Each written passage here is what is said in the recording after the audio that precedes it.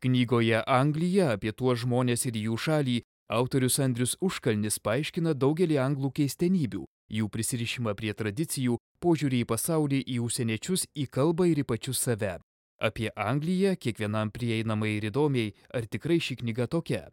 Apie ką ji ir koks šios knygos žanras? Tai knyga nėra apie mane, tai knyga nėra nei apie mane Anglijoje, nei apie Angliją mano širdyje.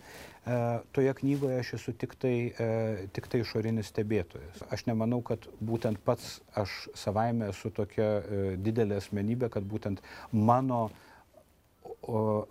paties gyvenimo istorija būtų labai įdomi. Aš manyčiau, kad aš stengiuosi galvoti apie būtent kitus žmonės, tai tikriausiai tokia socialinė, pasakyčiau, publicistika arba kultūrinė publicistika. Kalbant apie kultūrą, ne tik kaip apie muziejų, teatrą arba koncertą, bet kultūra dažnai yra suvokiama čia Lietuvoje kaip vien tik tai aukštosios kultūros pasireiškimai.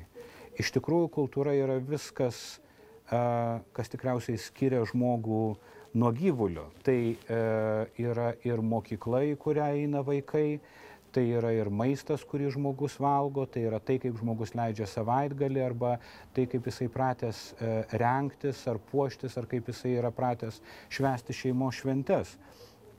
Tai yra, ko gero, visi tie dalykai sudaro kultūrinę visumą ir visi tie dalykai sudaro esmę, iš ko susidaro žmogus, kuo anglas skiriasi nuo lietuvio.